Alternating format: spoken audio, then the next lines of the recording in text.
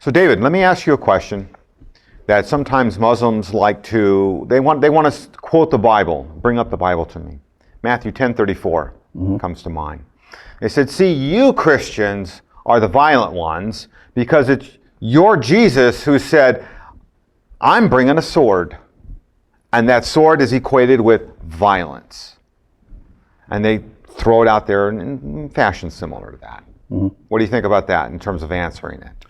Well, there are all kinds of problems with that. The reason that Muslims would want to make this claim is in order to divert attention from their own sources, which clearly and indisputably call for the violent subjugation of the world. So you have claims in the Quran, like Surah 9, verse 29, fight those who do not believe in Allah. You have claims in the Hadith from Muhammad himself that he's been commanded to fight people until they say there's no God but Allah, and that he is the prophet of Allah. So you have clear commands to violently subjugate the world. Now, Muslims don't like to be criticized over this, so they want to be able to point back and call us hypocrites. And they've had a long, long time to find examples of this in Christianity where Jesus is calling for violence. Unfortunately for them, the only examples they can find are massively distorted. And this is a perfect example, probably the best example, Matthew 10:34, where Jesus did not come to bring peace, but a sword. Now, there are a couple of ways to interpret this. One interpretation that's completely off limits is that Jesus is actually calling on his followers to go out and carry out violence. None of his followers interpreted it that way. We don't, for the first basically 3 centuries of Christianity, Christians aren't going around killing anybody. Look at the first 3 centuries of Islam by comparison. It was an endless bloodbath. Jesus' followers did not interpret this to mean to be calling for any sort of violence. If you look in the immediate context, you have Jesus saying he has not come to bring peace but a sword, and he says because he's going to set son against father and father against son and so on. If you look, it simply means it would seem to just mean division, right? He's not saying that father and son are going to hack each other up with a sword. Right. It's not. It means the family's going to be divided now because you might have a son converting to Christianity and the father not converting in Christianity. Now the family's divided. It has nothing to do with them slaughtering each other. And in fact, the parallel in Luke, where you have the exact same passage, Luke actually says division. I have not come to bring peace, but division. So he's interpreting this already there in the first century as Jesus is simply saying there's going to be division. So clearly they're not interpreting this as a command to go out and fight and kill. So that's what would happen if you just read that small passage. If you did want to say that this is actually talking about violence, that when Jesus says a sword, he is talking about a sword of violence, then you would read the entire chapter. And if you look at what happens earlier in the exact same chapter, Jesus is telling his followers that they are going to be persecuted, that people are coming to persecute them, that they are going to be the victims of violence.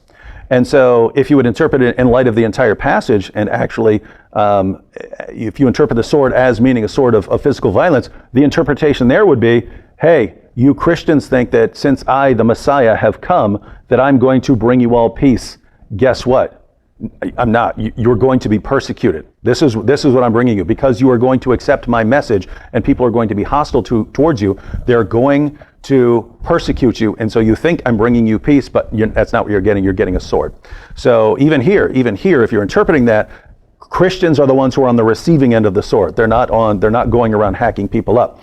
And so it basically, if a Muslim wanted to interpret this and say what Jesus really means here is he's bringing a sword and he's giving that sword to his followers and he's commanding his followers to go around and hack people up with that sword. But no one got that message, because you can look at his followers, and when one of his followers actually did pull out a sword in an attempt to protect Jesus, Jesus said, "Put your sword away. Those who live by the sword will die by the sword." Very strange thing to say. And by the way, that's in the same book. That's in Matthew. Very strange thing to say if you had been commanding them to go out and kill by the sword. Also in Matthew, same book. This is where you have Jesus commanding his followers not just to love their neighbors, but to love even their enemies and to pray for those who persecute them.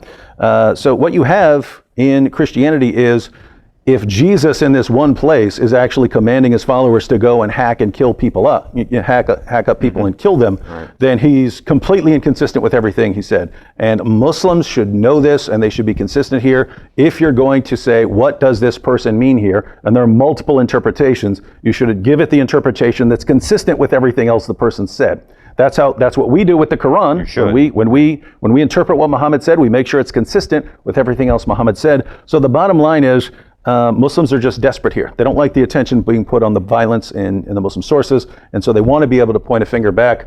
But in order to do that, they have to completely distort the words and teachings of Jesus, whom they are supposedly regard as a prophet. You have to wonder, wow, if they're so desperate to defend their own religion that they would distort the words of someone they claim to respect and reverence. Right. Wow, that's a bad position to be in. Right. I think the bottom line of this is we as Christians never read a Bible verse, right? We should read it, much as you just said, we need to read the context of it. And we just read the context of it exactly like you said. Jesus said, I come to bring division, not to arm up. So anyway, thank you for answering that for us.